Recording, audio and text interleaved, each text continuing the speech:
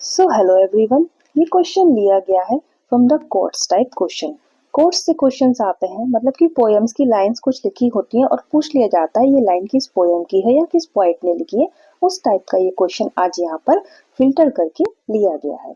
So the line is when I consider how my light is spent. Okay, when I consider how my light is spent, ये line है, ये किस poem की line है ना, बहुत ही फेमस लाइन है। So this line from the poem honest blindness. Okay, अच्छा अब ये केवल लाइन नहीं है।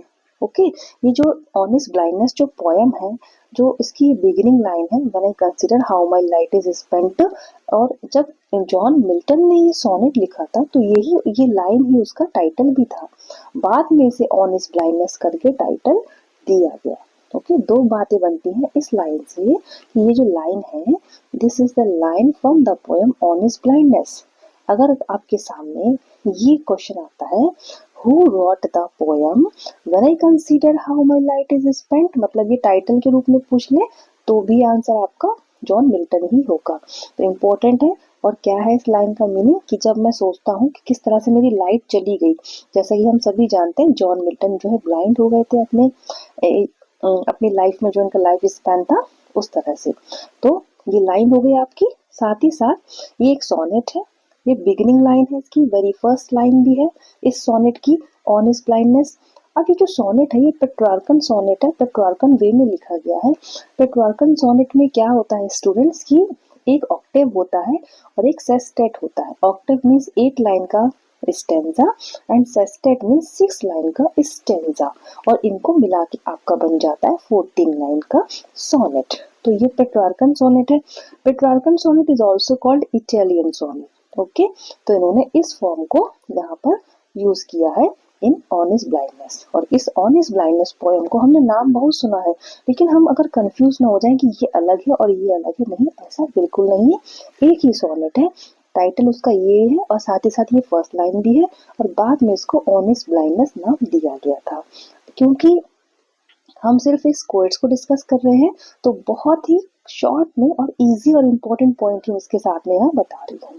अदरवाइज इसके ऊपर मैंने डिटेल्स कई सारे जॉन मिल्टन पे बना चुकी हूँ।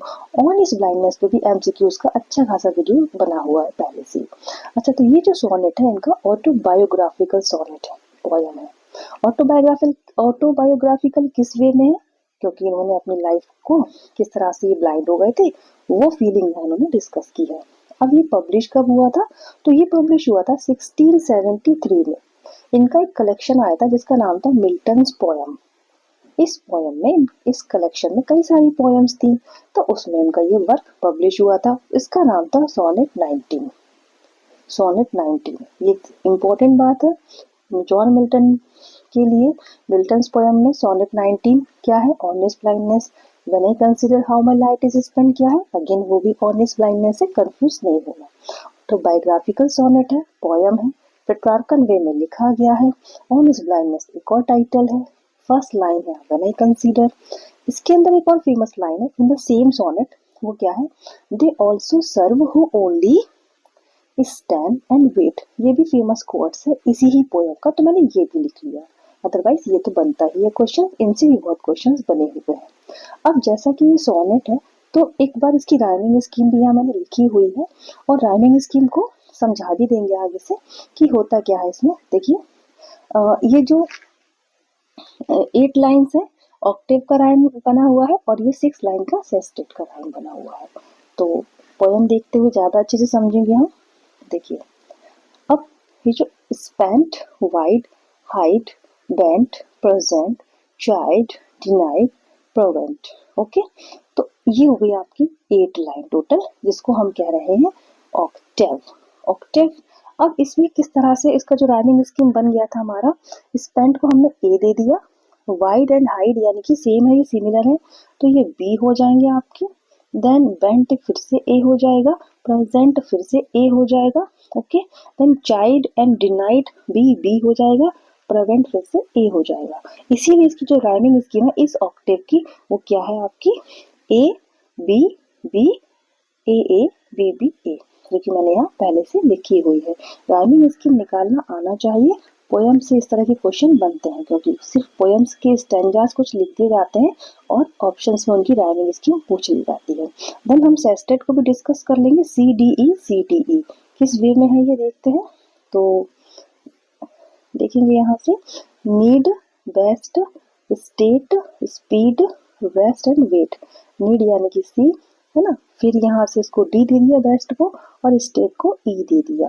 देन नीड से मिल रहा है हमारा स्पीड, बेस्ट से मिलता है वेस्ट एंड वेट से मिलता है स्टेट। तो CDE एंड CDE।